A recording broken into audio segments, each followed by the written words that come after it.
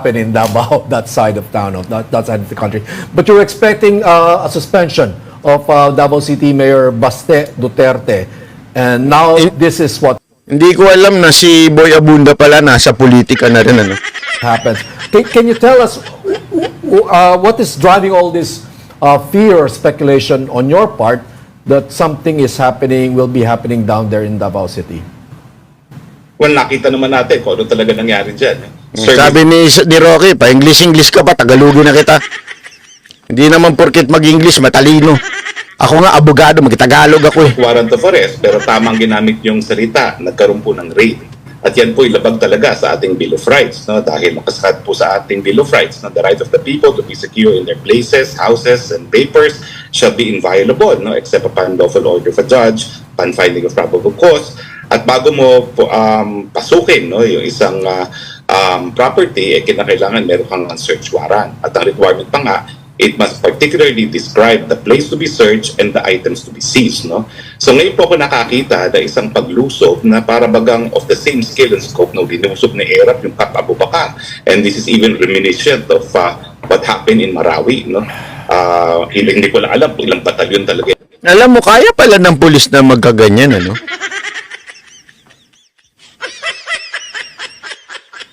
Bakit din nila bantayan yung mga nagraraling mga jeepney driver na may nabugbog pang isang reporter? Ba't di kaya yun ang bantayan nila? Itong mga polis na pumasok dyan, no? At hindi ko talaga alam kung bakit tinatrato na parang armed terrorist group itong pinaghahanap nila, no? Kaysa isang tao lamang, no? Okay. Kanina sinabi ni Ronald Culto, no? Pero alam mo, kahit anong tingin natin dyan, nakalagay din sa ating saligang batas, no? Yung karapatan na magkaroon ng pananampalatayaan. At dapat naman respetuhin natin yan, no? Dahil yan po ay garansyado talaga ng ating saligang batas. Mr. So Secretary, doon sa kanilang paglusob na wala pong search warrant, syempre yung pagpasok na may mga baril, marami rin Tingnan mo, at saka alam mo ba, yung mga itsura ng mga kababaihan at kalalakihan dyan, parang mga anghel. Delikado nga pag pumunta dyan si Nino. Buti na lang si Nino nagkabilang bakod na. Kasi kung hindi siya nagkabilang bakod, tapos biglang inimbitahan siya kasama namin, sigurado ko yung tingin niya doon sa mga kalalakihan dyan, yung parang...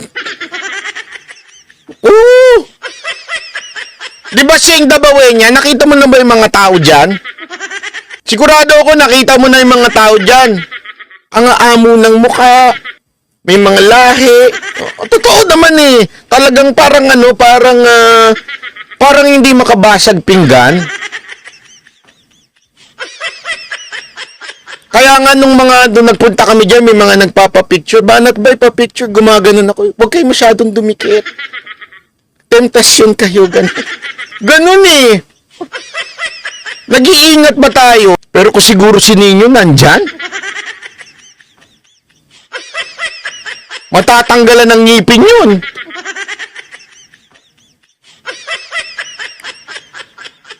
Konsidera na yan po ay isang kumbaga form of disrespect, no, sa isang ginagalang na sanctuary na isang grupo na meron pananampalataya, no?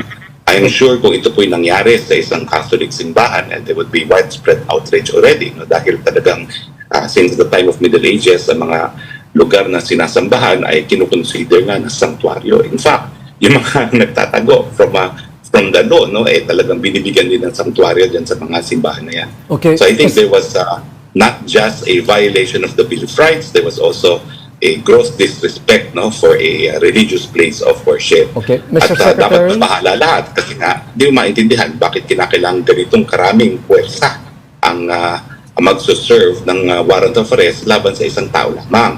At saka, pansinin ninyo, 4 na lugar ang kanilang linusob. Ibig sabihin, hindi naman... Tingnan mo, ang babata niya mga yan, oh. Tapos ang mga... May nakita ho ba kayo mukhang mga tulisan dyan? Pag siguro nandiyan sila Boss Dada, sila Jay Guevara, yan, mukhang mga tulisan niya mga yan. Pero yung mga yan, ang babata niya, tas ang daladala ninyo, yung mga mahabang baril. Sila alam kung nasan talaga yung puhulihin nila. So nagkaroon talaga sila ng parang fishing expedition, no? Dahil kung alam nila kung nasa na-arrestuhin, isang lugar lang ang pinuntahan nila, no? Ito, 4 at the same time. So bukod pa po dyan sa nakikita ninyo, no, ang balita ko, meron pang 3 helicopter, meron pang mga speedboat na ginamit naman para doon sa isang lugar. Grabe, no? May helicopter pa. Nakita niyo yung parang parang gear. Alam mo yung parang alam mo yung pakiramdam noon na nagkakaroon ng kudita? Parang ganun eh. Bakit kaya may helicopter?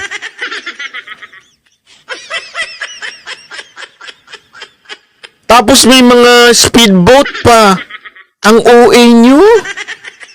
Sekretary, ang OA mo.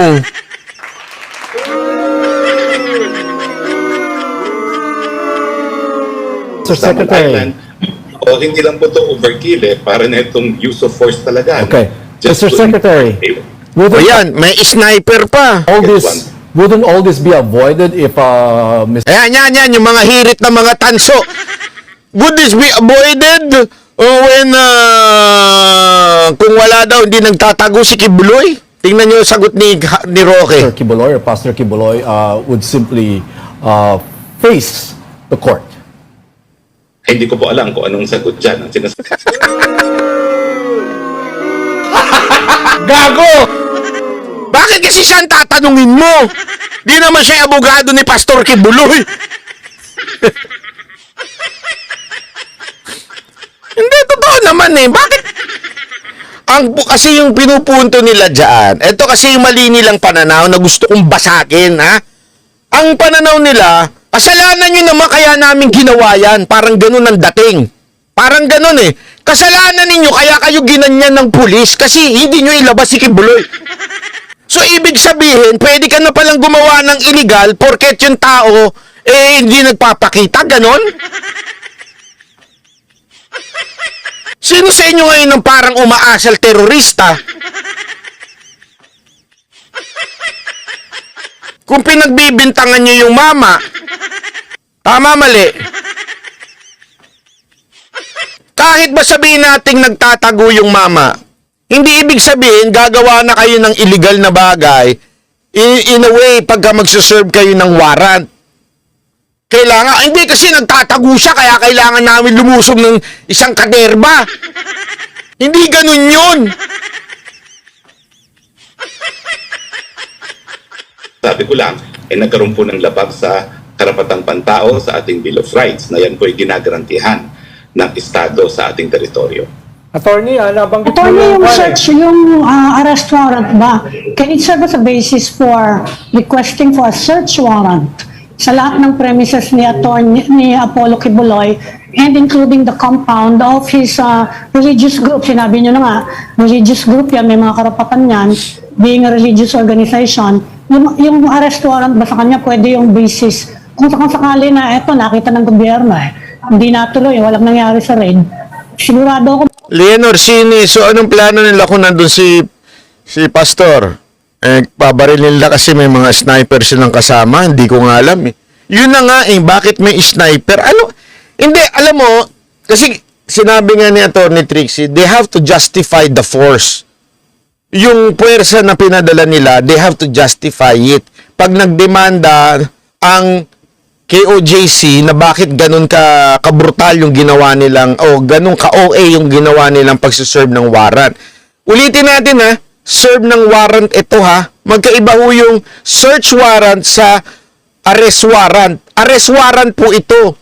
Kung search warrant, doon mas posible pang marami. Kasi sabay-sabay na hahanapin, hahalugugin. Pwede yun. Kaya lang hindi ho search warrant ito. Arrest warrant lang ito. Ibig sabihin, magbibigay lang arestuin ka. Ito. Isa-serve sa iyo. Ito yung warrant mo. Arestuin nga namin. Meron kang karapatang maganto ganin yan. Ganun. Ngayon, yung paggamit ng puwersa, is it not necessary? Sabi nga ni Atty. Trixie at ng ilang abogado, necessary naman yan. Depende kung ano yung intel na nakuha ninyo. Ang sinasabi nga ditong paulit-ulit, this is not the first time na nangyari na iserve ang warrant. And wala namang nangyaring pagpalag.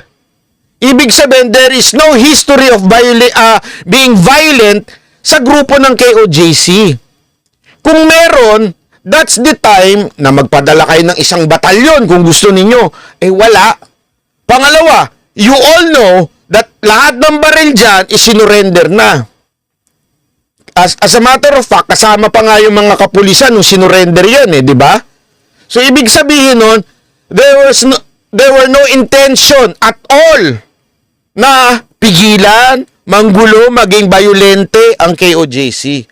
So ano ang basihan ninyo? Bakit may sniper? Bakit may helicopter? Bakit nyo kailangan gibain? Ano ang basihan ninyo? Yun ang kailangan nilang i-justify ngayon sa korte. Maghahanap ka ng search warrant. Pwede bang gawing basis yun na meron kami arrest warrant, we have to serve and we need to search? Ang nangyari nga po, meron silang lawful arrest warrant at nagkaroon ng incidental search na pinagbabawal. Baliktad po kapag meron kang lawful search warrant, pwede kang magkaroon ng incidental arrest kasi meron naman talaga tayong sitwasyon na merong warrantless arrest. Pero never pong pinapayagan ang incidental search as a consequence of a lawful warrant of arrest. Ulitin natin yan, napaka-importante yan sa batas. Sinasabi yung pag ikaw binigyan ka ng search warrant, nagpunta, sinearch, may nakitang wanted, pwedeng arestuhin. Okay. May nakitang hinahanap ng batas habang may search warrant, pwedeng arestuhin. Pero hindi pwede yung kabaligtaran. Arrest warrant, isa-serve mo, tapos isa-search mo. Hindi pa pwedeng ganun. Kasi ang purpose mo lang, iserve lang talaga yung arrest warrant. Hindi ka pwedeng maghalughog. Kaya nga kailangan alam mo kung nasaan yung taong ipagsisilbihan mo ng arrest warrant. Hindi pa pwedeng hindi ka sigurado. Or more or less, sabi nga, kailangan man lang may probable cause ka na nandito siya kasi may nakakita, may intel na nakakita, labas-pasok siya. Hindi As a matter of fact, sabay-sabay nilang hinalughog yung buong lugar, pati dun sa ibang lugar ng KOJC. Ibig sabihin, wala silang idea kung asan si pastor. Walang may idea. Basta lang sila nagpunta doon na full batalyon, ilang batalyon dinala doon, nilusob. Mali yun. Yun yung sinasabing mali. Bawal na bawal. Pwede sila mag-request based on the arrest warrant. Ngayong nangyari na to afterwards. Hindi ko po alam kung anong hahanapin nila doon kasi ang hinahanap naman nila tao talaga eh. So, ang search warrant naman po is not applicable pag taong hinaharap. Okay. Pag meron lang talagang krimen na sa tingin nila ay nagaganap at meron mga instrumento, mga bagay-bagay, ebidensya na magpapatunay ng krimen na yon, dyan po papasok ang search warrant. Attorney, question from a non-lawyer. Obviously, I'm not a lawyer, but a very simple question lamang. Does that mean that arrest warrants can only be served in public? Kasi, if a person is in his house and there's an arrest warrant, can the police try to get into the house to arrest a person? Or does that mean that arrest warrants can only be served in a public place kung naglalakad siya o kumakain siya sa restaurant and so on online? How does that work? Well, alam niyo po, depende talaga yan sa sitwasyon, no? Pero ang general rule po, iba yung proteksyon na ibinibigay natin sa mga tahanan o sa mga propiedad. At iba rin yung karapatan ng mga alagad ng batas na arestuhin ng isang tao. Ang arrest warrant, ang service po dyan, dapat alam mo kung nasan yung tao at huhulihin mo. Pero hindi po talaga lisensya yan para pumasok at hanapin yung taong wanted. Kasi pag nangyari po yan, baka mamaya pati yung bahay ni Presidente Duterte pasukin dahil matalik na kaibigan ni Kibuloy at mayroong search warrant, so pwede sila pumasok. Nagigets ninyo, hindi pwede yung ganun. Kaya kailangan talaga, may idea, may intel na nandito si ano. Kasi yun, lahat na lang ng kaibigan ni Kibuloy pupuntahan. Huliin namin dyan si Kibuloy, hanapin namin dyan. Paano na yung privacy ng iba? Di ba? Paano kung sabihin, kayo, vlogger kayo ni Kibuloy, puntahan namin kayo, hanapin namin sa bahay nyo. Hindi pwedeng ganun. Kailangan sigurado kayo. At una-una, kung palpak yung intel nyo dati, ay, malamang sa malamang, palpak talaga. Sa tahanan, no? So that is my answer po, no? In the first place, that is yung authorizes you kung makita mo na hulihin. Pero hindi po yung authority para pumasok at hanapin. hindi po talaga otherwise mawawala yung proteksyon na binibigay ng saligang batas doon sa ating mga tahanan at iba pang mga lugar. Attorney, nabanggit mo kanina na itong raid ay parang yung paglusob ni ERAP dun sa Camp Abubakar at saka yung offensive sa Marawi. Hindi ba sobra namang stretch yun? I was in Cotabato nung nilusob ni ERAP yung Camp Abubakar. It was almost a total war. Daming casualty, may mga tangke, may mga helicopter gunships. Yung Marawi, siege wasak yung buong Marawi. No? Talagang dinurog. At saka di ba spokesperson ka nun nung nilusob yung Marawi? Oo, you're taking me literally, Ronald. Kaya nang sinabi mo kanina na kulto sila, no? At actually, yung pagtawag mong kulto sa kanila already violates their guaranteed right to believe, no? Pero ang aking punto, isang taong hinahanap, how does that justify a minimum battalion? Oh. Dahil si Yamas, alam mo namang dilawan yan. So sinasabi niya, di ba, masyado na exaggerated yung style ng sinasabi mo doon kay ERAP at saka doon sa Marawi. May mga tangke doon. Sinasabi ni Roque, ang punto kasi dito, yung bang isang tao lang yung hahanapin mo o ilang tao lang na hindi naman war merong history ng pagiging pumapalag, lumalaban, nagiging violent. Wala namang history si Pastor Kibuloy ng ganun. Kaya OA o overkill yung ginawang panguhuli, supposedly. Yun yung punto ni Roque. Eto namang isa, talagang literal niyang ininterpret yung sinabi ni Roque. Sa bagay, sila, mas alam mo namang ano yan panahon ni Pino yan, talaga nga namang ano yan. Hindi ako, nagtatanong lang ako, Lemas Ako may tatanong lang sa'yo. Kamusta mo naman ako kay Ontiveros? Para i-serve yung warrant of arrest. So sa akin po, wala talagang legal na basihan yung ganyang katinding paggamit ng dahas para isipin lamang ang warrant of arrest sa isang tao. At isipin nyo na lang, kapag yan ay palalampasin natin, lahat po tayo, mawawalan tayo ng konsepto ng seguridad sa ating mga pamamahay. Dahil pag meron tayo warrant of arrest, isang batalyon po pwede nang gusubin. So ang sinasabi ko lang po, ang garantiya ng ating saligang batas ay narariyan dahil yan po ay garantiya sa lahat ng mamamayan. Attorney, are you Attorney, non-lawyer din ako Nadagdagan ko lang yon. So, hindi, kailangan, you're saying na kailangan specific yung address dun sa arrest warrant and you cannot Hindi po. serve it kung Hindi po. Hindi po kinakailangan specific ang address. Pero dapat sigurado ka na yung taong aarestuhin mo. Wala pong nangyarihan na maghanap sa isang saradong lugar ang mga alagad ng batas dahil meron silang mandamiento de arresto. Kailangan nakikita nila yung tao para arestuhin. O pwede po yan, siguro sa public places, po pwede naman yan kung may nakakita nandun sa lugar, po pwedeng pasukin. Pero dapat meron ng sighting. Ang problema po, kung talagang kukonsintihin natin itong nangyari, tignan ninyo, batalyon ang pinadala, hinahanap ang buong lugar, wala namang nahanap, tapos meron pang mga balita na meron pang pag-aresto. Yung pong dun sa Prayer Mountain na tinatawag, pati ang gate sinira. Wala pong karapatan ng alagad ng batas na pati gate sisirain. Kung ayaw kang papasukin, wala kang magagawa. Dahil hindi ka naman sigurado na nandun sa loob yung tao na huhulihin mo.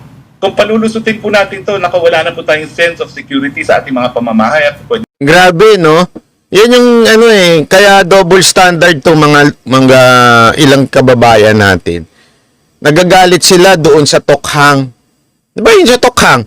Yun nga, kinakatok pa Kinakatok, yung ganito. Nagagalit sila, di ba? Keso human rights. Hindi naman pinipuwersa yun. Napasukin.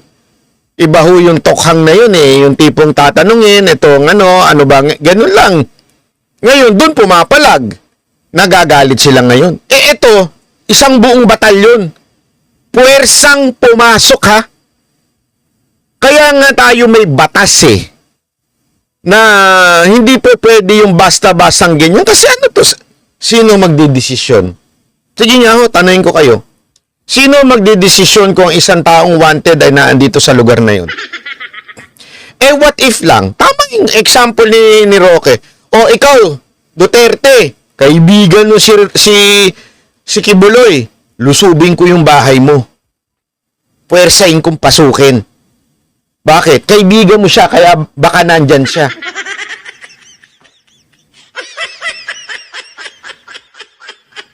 So lahat na lang ng kaibigan buti na lang, hindi ko naging kaibigan na kaibigan yan. Nakakilala, isang beses ko lang nakausap ng personal.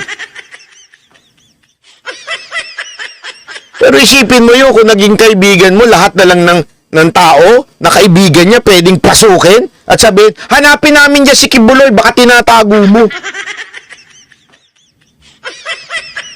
Hindi, kung ganun ang batas, di patay tayong lahat dito. Mag-iimbento na lang na mag-iimbento yung mga kapulisan. O, baka naandyan si Kibuloy kasi kaibigan mo yan, kasi ganito mo yan.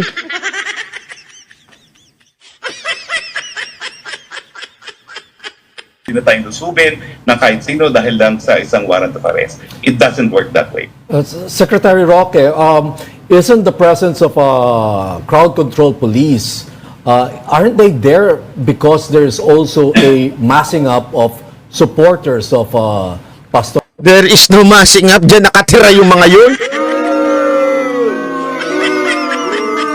At araw-araw meron silang sambahan dyan. Ano ba? Hindi Kibuloy. Walang alam talaga itong mga ito. Sir, they started the raid at 3 a.m. I do not think there were supporters massing around at 3 a.m. Kung meron man, they must have come later. At makikita mo naman, no, nakita mo naman na hindi naman malaki yung crowd. And I don't think the crowd constituted a clear and present danger dahil sumasayo pa nga sila at umaabot pa. Ayun. So I do not know how you can consider that as proper for crowd dispersal unit. Attorney, what Aminin nyo na kasi kayo mga nag-i-interview, nagalit kayo. Magpakatotoo na kayo, galit kayo kasi pastor at galit kayo sa SMNI. Yung totoo na. Kunwari pa kayo, hindi kayo biased. With ED yun, do you ha? expect, what do you expect or what do you fear will happen next after this? Ay nako, pag hindi po natin pinanagot yung ganyang mga gawain, mababaliwala po yung mga garantiya ng ating saligang batas. At alam naman natin ang talagang inklinasyon ng gobyerno ay labagin ng mga karapatan, lalong-lalo na kung papayagan ng mamamayan na labagin yan. Hindi po usapin politika ito. Usapin po ito ng mga garansya na nakasaad sa ating Kita nyo, yan daw yung mga manggugulo. Kung ako dito kay Roque, pinapost ko yung video habang nagpi-play. Yan po ba yung manggugulong haharap sa SAP? Yung mga kababaihan na yan, ang babata pa niyang mga yan. Wala pa ka mga boyfriend yan. Kaya nga si Jay Guevara nung nagpunta dyan, tuwan-tuwa eh. Mahilig pa naman sa bara yung si Jay Guevara.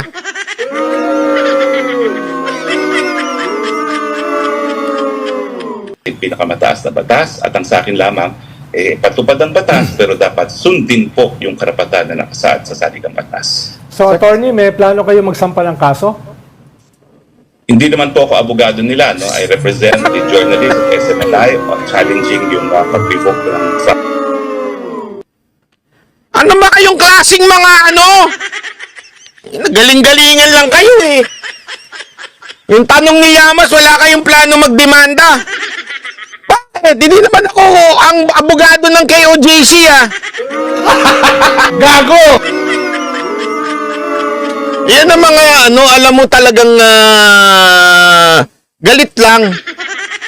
Galit lang sa SMNI, galit lang sa sino mang nagtatanggol sa KOJC. Walang alam, hindi man lang mag-research. Sino ba si Roque doon? Si Roque lang naman po ay anchor ng SMNI. At alam naman natin, yan po si Roque ay talagang yan sa human rights. Lawyer yan. Napakagaling na lawyer niya, kaya nga yan ang lawyer ko.